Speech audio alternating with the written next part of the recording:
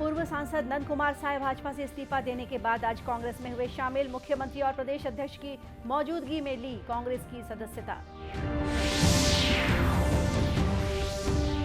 पूर्व मुख्यमंत्री डॉक्टर रमन सिंह ने नंद कुमार साय के भाजपा छोड़ने पर कहा कि पार्टी ने उन्हें हमेशा सम्मान दिया।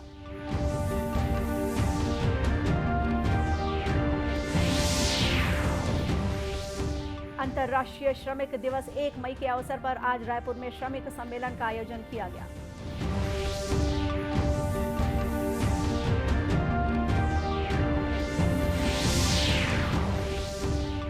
और अगले 24 घंटों के दौरान छत्तीसगढ़ सहित देश के अनेक भागों में वर्षा और ओलावृष्टि की चेतावनी।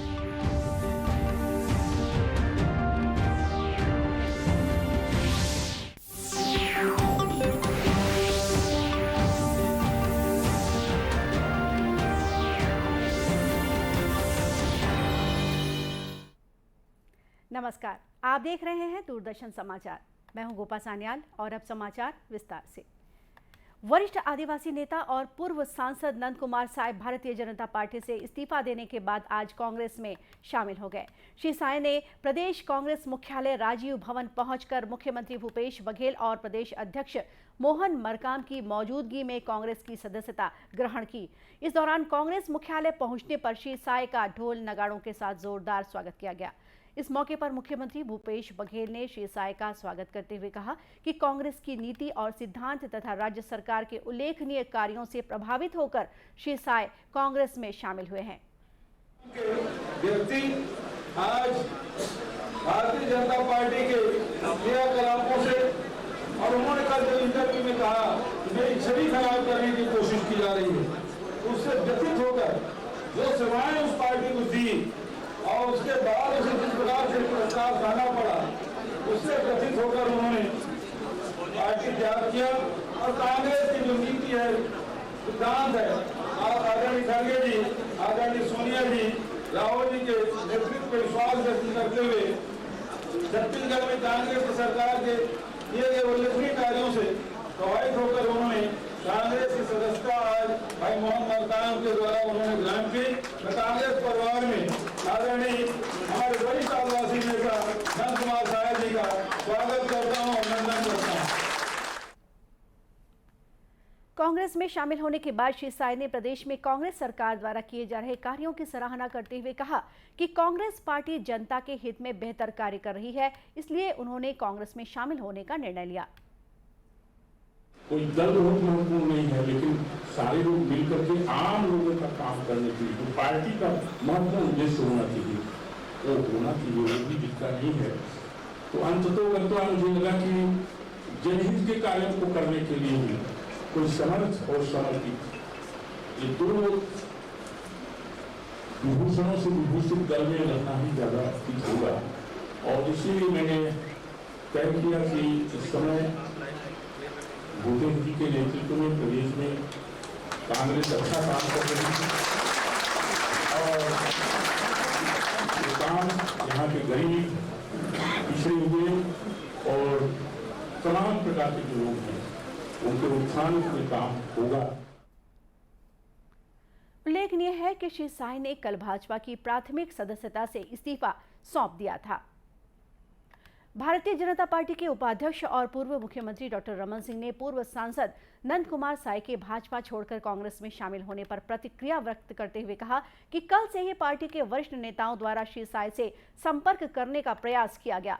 डॉक्टर सिंह ने कहा कि पार्टी ने उन्हें हमेशा सम्मान दिया, इसके बावजूद उन्होंने जो निर्णय लिया है इसके लिए मैं उन्हें शुभकामनाएं देता हूँ। और पवन साय जी लगातार संपर्क में उनकी परिजनों से बात किए, कोशिश चलता रहा, मगर एक बार किसी ने यदि मन बना लिया तो मन बना लिया। मध्य प्रदेश और छत्तीसगढ़ संयुक्त था तो प्रदेश अध्यक्ष का दायित्व भी संभाला और पार्टी ने हमेशा उनको सम्मान का दर्जा दिया, चाहे राष्ट्रीय स्तर का हो चाहे प्रदेश स्तर का हो। 3 बार लोकसभा के चुनाव लड़े, लोकसभा के सांसद रहे, पार्टी ने राज्यसभा में 2 बार भेजने का काम किया। अनुसूचित जनजाति आयोग के राष्ट्रीय अध्यक्ष का दायित्व उनके कंधे में था, जो उन्होंने उसका निर्वहन किया। तो पूरी नेता प्रतिपक्ष की हैसियत से भी उन्होंने काम किया। तो जो दायित्व पार्टी ने दिया पार्टी ने सम्मान दिया, उसके बाद भी उन्होंने अपना निर्णय लिया है।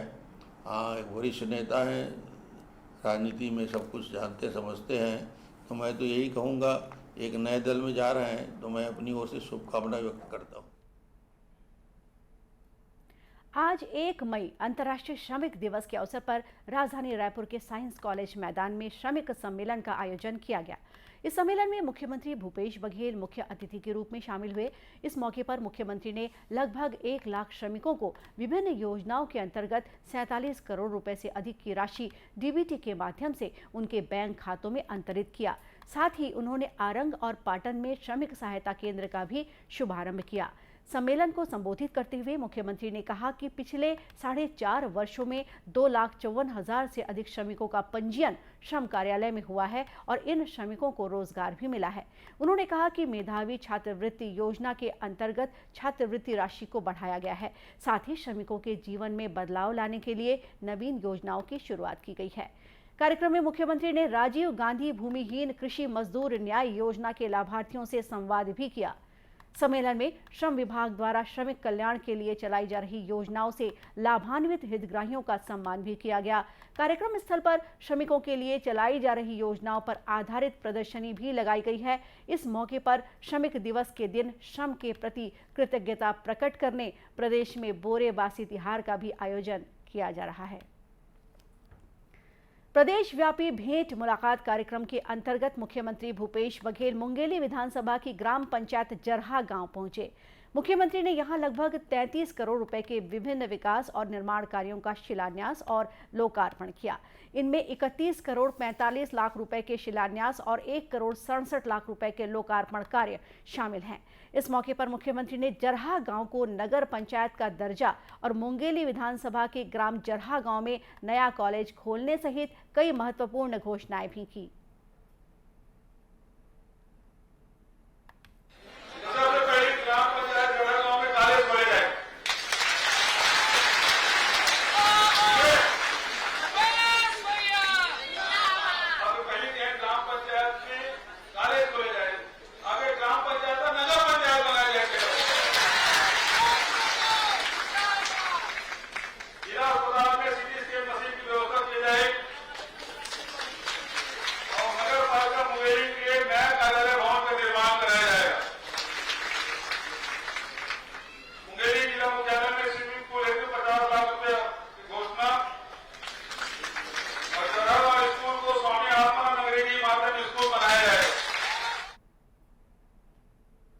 भेंट मुलाकात के दौरान मुख्यमंत्री ने जरहा गांव में आम लोगों से चर्चा की और ग्रामीण विकास तथा कृषि हितैषी योजनाओं के संबंध में फीडबैक भी लिया। केंद्र सरकार ने निर्णय लिया है कि सभी राज्य अब केवल अपना ही नहीं बल्कि अन्य राज्यों का स्थापना दिवस भी मनाएंगे। एक भारत श्रेष्ठ भारत की भावना को बढ़ावा देने के लिए यह परंपरा शुरू की गई है। सभी राज्यों का स्थापना दिवस अब देश के सभी राजभवनों में मनाया जाएगा। आज गुजरात और महाराष्ट्र का स्थापना दिवस है। अन्य राज्य और केंद्र शासित प्रदेश भी आज अपने अपने राजभवनों में गुजरात और महाराष्ट्र का स्थापना दिवस मना रहे हैं। गुजरात और महाराष्ट्र के निवासियों को भी राजभवनों में आमंत्रित किया गया है। इस अवसर पर आयोजित कार्यक्रमों में दोनों राज्यों के प्रतिभागी सांस्कृतिक कार्यक्रम प्रस्तुत करेंगे और अपनी बात कहेंगे। सूडान की राजधानी खार्तूम में नागरिकों को निकलने की अनुमति देने के लिए लागू संघर्ष विराम के बावजूद हवाई हमले जारी हैं। सेना ने कहा है कि वह रैपिड सपोर्ट फोर्स आरएसएफ को शहर से निकालने के लिए हमले कर रही थी। दोनों पक्षों के बीच संघर्ष विराम और 3 दिन बढ़ाने की सहमति के बावजूद लड़ाई तेज हो गई है। इस संघर्ष में 500 से अधिक लोगों के मारे जाने की खबर है। बताया जा रहा है कि मृतकों की संख्या इससे कहीं अधिक है। लाखों लोग अभी भी खार्तूम में फंसे हुए हैं। सैन्य कमांडर जनरल अब्देल फतह अल बुरहान और आरएसएफ प्रमुख जनरल मोहम्मद हमदान दगालो के बीच वर्चस्व की लड़ाई जारी है और विशेष रूप से आरएसएफ की सेना में शामिल करने को लेकर असहमति बनी हुई है। पड़ोसी देशों अमेरिका, ब्रिटेन और संयुक्त राष्ट्र के गहन राजनयिक प्रयासों के बाद दोनों शीर्ष जनरल मानवीय आधार पर संघर्ष विराम बढ़ाने पर सहमत हुए थे।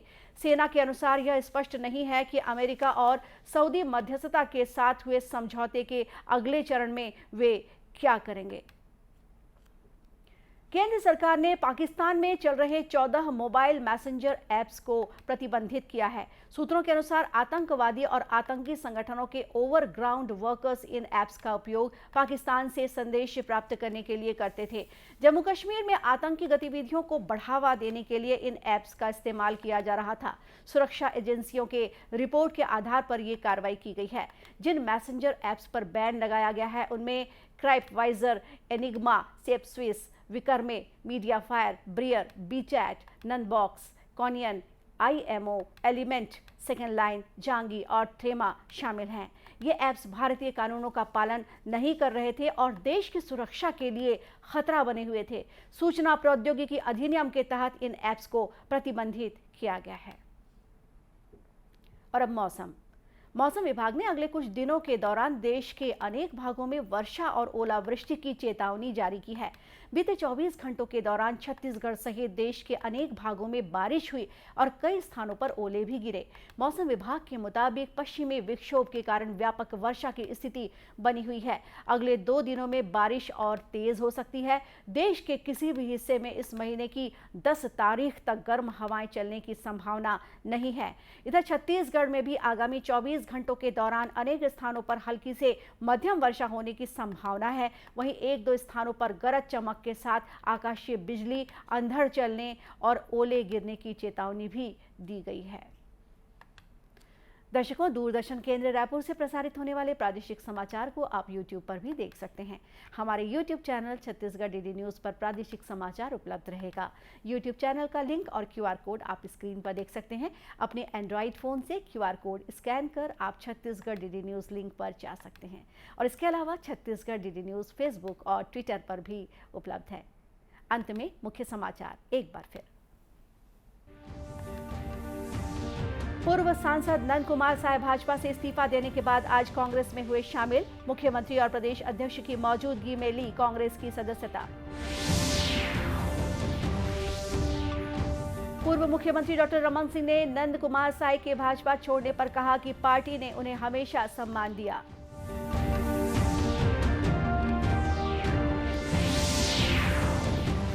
अंतर्राष्ट्रीय श्रमिक दिवस 1 मई के अवसर पर आज रायपुर में श्रमिक सम्मेलन का आयोजन किया गया।